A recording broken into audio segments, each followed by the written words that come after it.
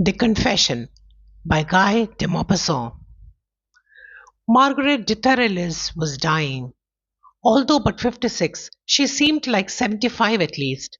She panted, paler than the sheets, shaken by dreadful shiverings, her face convulsed, her eyes haggard, as if she had seen some horrible thing. Her elder sister Suzanne, 6 years older, sobbed on her knees beside the bed.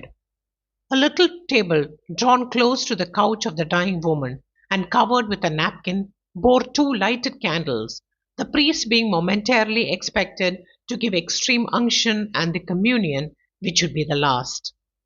The apartment had that sinister aspect, that air of hopeless farewells which belongs to the chambers of the dying.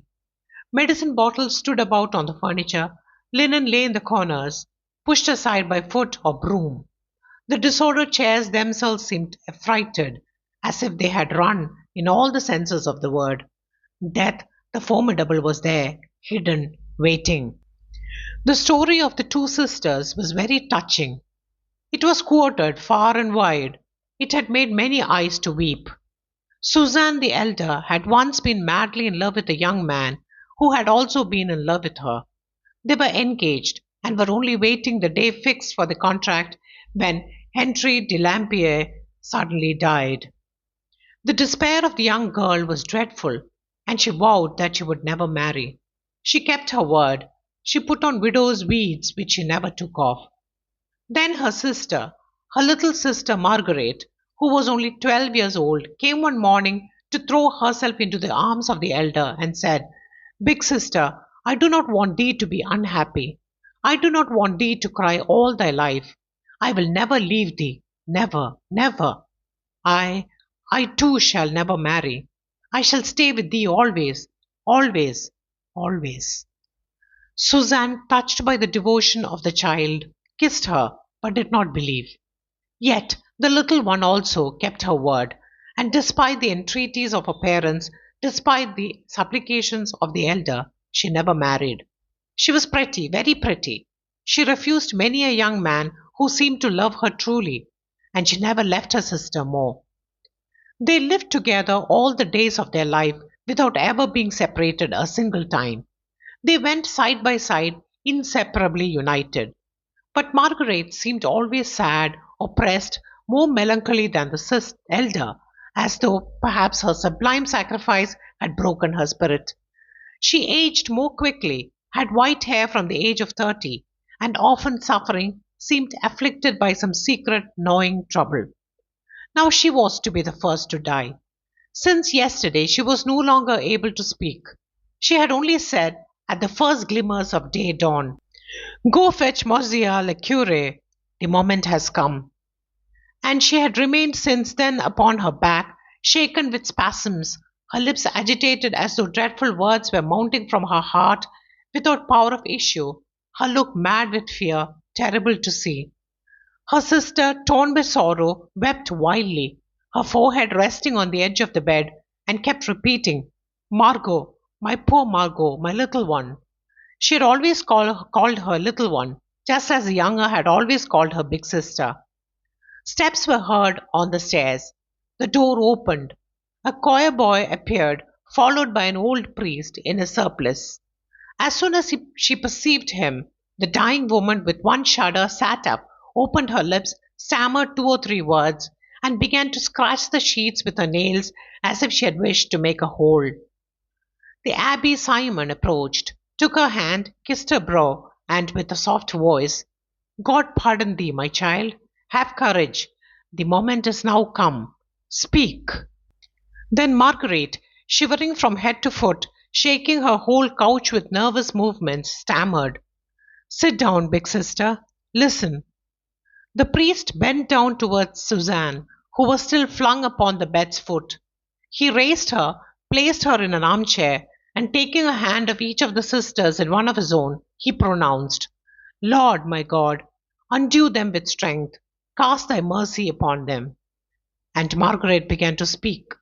The words issued from her throat one by one, raucous, with sharp pauses, as though very feeble. "Pardon, pardon, big sister. Oh, forgive. If thou knewest how I have had fear of this moment all my life. Susan stammered through her tears. Forgive thee what, little one? Thou hast given all to me, sacrificed everything. Thou art an angel. But Marguerite interrupted her. Hush, hush, let me speak. Do not stop me. It is dreadful. Let me tell all, to the very end, without flinching. Listen. Thou rememberest Henry. Susan trembled and looked at her sister. The younger continued. Thou must hear all to understand. I was 12 years old, only 12 years old. Thou rememberest well, is it not so? And I was spoiled. I did everything that I liked. Thou rememberest surely how they spoiled me? Listen, the first time that he came, he had varnished boots. He got down from his horse at the great steps and he begged pardon for his costume, but he came to bring some news to Papa. Thou rememberest, is it not so? Don't speak, listen. When I saw him, I was completely carried away. I found him so very beautiful, and I remained standing in a corner of the salon all the time that he was talking. Children are strange and terrible. Oh, yes, I have dreamed of all that. He came back again several times. I looked at him with all my eyes, with all my soul. I was large of my age, and very much more knowing than anyone thought. He came back often. I thought only of him. I said very low, Henry, Henry de Lampier. Then they said that he was going to marry thee. It was a sorrow. Oh, big sister, a sorrow, a sorrow. I cried for 3 nights without sleeping. He came back every day in the afternoon after his lunch. Thou rememberest, is it not so? Say nothing, listen. Thou madest him cakes which he liked, with meal, with butter and milk. Oh, I know very well how. I could make them yet if it were needed. He ate them at one mouthful, and then he drank a glass of wine, and then he said, it is delicious. Thou rememberest how he would say that? I was jealous, jealous. The moment of thy marriage approached. There were only 2 weeks more. I became crazy. I said to myself, he shall not marry Suzanne. No, I will not have it. It is I whom he will marry when I am grown up. I shall never find anyone whom I love so much. But one night, 10 days before the contract, thou tookest a walk with him in front of the chateau by moonlight, and there, under the fir, under the great fir, he kissed thee, kissed, holding thee in his 2 arms, so long. Thou rememberest, is it not so? It was probably the first time, yes. Thou wast so pale when thou earnest back to the salon. I had seen you too. I was there in the shrubbery. I was angry. If I could, I should have killed you both. I said to myself, he shall not marry Suzanne, never. He shall marry no one. I should be too unhappy. And all of a sudden, I began to hate him dreadfully. Then, dost thou know what I did? Listen, I had seen the gardener making little balls to kill strange dogs. He pounded up a bottle with a stone and put the powdered glass in a little ball of meat. I took a little medicine bottle that Mamma had. I broke it small with a hammer and I hid the glass in my pocket. It was a shining powder. The next day, as soon as you had made the little cakes, I split them with a knife and I put in the glass. He ate 3 of them.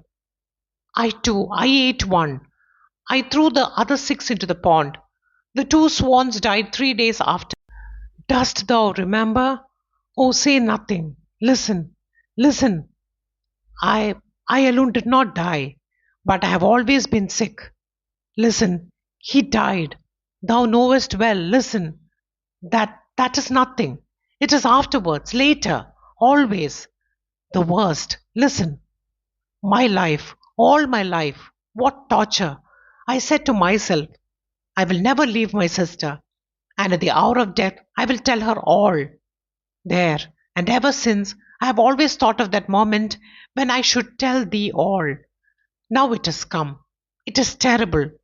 Oh, big sister, I have always thought morning and evening, by night and by day. Sometime I must tell her that. I waited. What agony! It is done. Say nothing. Now I am afraid. I am afraid. Oh, I am afraid. If I am going to see him again soon, when I am dead, see him again. Think of it. The first, before thou. I shall not dare. I must. I am going to die. I want you to forgive me. I want it. I cannot go off to meet him without that. Oh, tell her to forgive me. Monsieur le Curé, tell her. I implore you to do it. I cannot die without that. She was silent and remained panting, always scratching the sheet with her withered nails. Suzanne had hidden her face in her hands and did not move. She was thinking of him whom she might have loved so long. What a good life they should have lived together. She saw him once again in that vanished bygone time, in that old past which was put out forever. The beloved dead, how they tear your hearts. Oh, that kiss, his only kiss. She had hidden it in her soul, and after it, nothing, nothing more her whole life long. All of a sudden, the priest stood straight, and with a strong, vibrant voice, he cried, Mademoiselle Suzanne, your sister is dying. Then Suzanne, opening her hands, showed her face soaked with tears, and throwing herself upon her sister, she kissed her with all her might, stammering, I forgive thee, little one.